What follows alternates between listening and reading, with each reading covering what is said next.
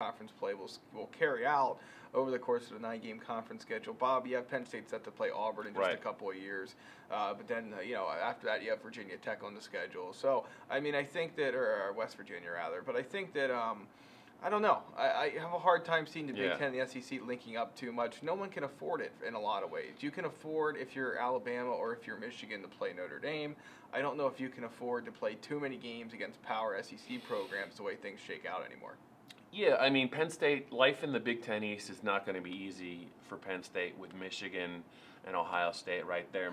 Michigan State, you never know how they're going to be every year, but, as we saw last year, they were pretty formidable. Yeah. So they have their hands full, I think, in their own division, and when they get the crossover games from the West, like they have to play Wisconsin this year, it can be tough. I do think they need to have a marquee game on the non-conference schedule for the fan base. Right. I don't know that that's always going to be an SEC team. I think I think the Auburn matchup will be appealing. I think Virginia Tech, I believe, is also going to be appealing. But I don't know that it's a priority for James Franklin to go toe-to-toe. It would be fun, actually, if they could fast-track it would be to see Penn State play Mississippi State while Joe Moorhead's there. Get that figured But out. the fans, I don't know if they realize the schedules are made so far in advance that you just don't know. Well, if you schedule a game now for 4 years from now, who knows who's going to be coaching? Joe Moorhead could be in the NFL. I don't know. I don't know. But I don't know that the SEC is going to always be a fixture on the Penn State non-conference schedule. Yeah, I would agree with that. The next one is a curiosity about when Penn State will get a commitment again. Class of 2019, Bob, just 2 commitments, haven't had a new one since October. To me, the drought ends at the blue-white game. I don't know who. They either always get a commit or a decommit. Right, yeah, there's something that always goes on blue-white weekend. James Franklin didn't spend December signing period press conference, and then the February signing period press conference, and then the March spring practice press conference, pumping up the blue-white game just for people to come out and see the current team. I get it. A lot of people will do that, and of course James wants to promote the program too heading into the 2018 season. But let's be honest, you can get a lot of fireworks, a lot of excitement, a lot of social media push out of recruiting.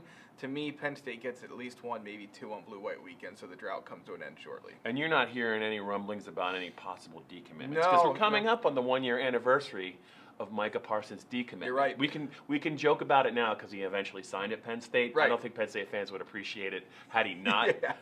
No, the radio was worth it. But no, I mean, Keaton Ellis is right across the street. He's not going anywhere. Yeah. And once Penn State survives Joe Moorhead leaving and Taquan Roberson not leaving, that was safe to rest assured that he won't be leaving. So no, I think Penn State's in good shape on that front. One final one, Bob. All right. I'm marking you down for 2 commitments. Set the over-under at 1.5. Take the over. 1.5. Yes. Greg Pickel, take it to the bank.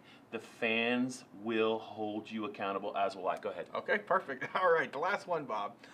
Miles Sanders will be in a pretty prime role this year. He's been featured in a lot of promotional videos the program has put out. They're pumping him up to fill Saquon Barkley's shoes in a lot of different ways, on and off the field. Question I have for you is, what do you need to know about him going into the 2018 season based on what you already know?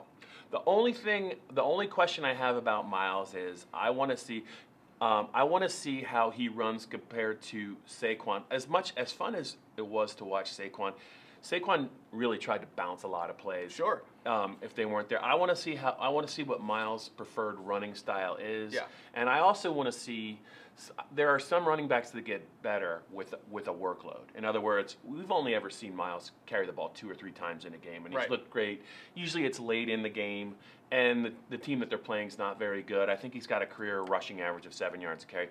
I want to see him get the ball 10 or 15 times in a game. I want to see him get in rhythm against a good team, and I want to see him kind of be able to kind of impose his will in a game. That's the one thing we haven't seen is how will he change with volume? Yeah. Will he try and bounce every play? And the other thing about Miles is I want to see how Ricky Ronnie and Trace use him as a receiver. I think he's a really gifted kid, and I think he can do almost as much damage on those wheel routes that Saquon kind of became famous for the last 2 years. He's a very talented kid, and I think that he will. He has a chance to really thrive if he can stay healthy. I don't think it was really easy being in Saquon's shadow because arguably the most talented running back, most talented player in the country. It couldn't have been easy for Miles. You knew he could play, not unlike Tommy Stevens. Sure. and Trace McSorley. But I do think if he gets his chance and he can get the ball 15 to 20 times either as a runner or receiver, he might not put up Barkley. You know, you might not see a 90-yard touchdown run, but I think he is completely capable of 90, 100-yard, 120-yard running games, and I think you can see 1 or 2 big plays. Yeah, the one thing I'd say on a closing note to that, Bob, is that if he, in the situation in the Fiesta Bowl where they knew he was going to split series, I thought it was as comfortable as he's looked. Yeah. He ripped off some nice runs. If that carries over, I think Penn State fans and coaches like what they see from him in 2018. I think that's a wrap on this week's Penn State Blitz here on PennLive. Greg and I will be back sooner rather than later. And just remember, hold Greg accountable about those recruiting commitments. That's right. On Blue-White Weekend. He needs to be held accountable more. I promise to do it moving forward.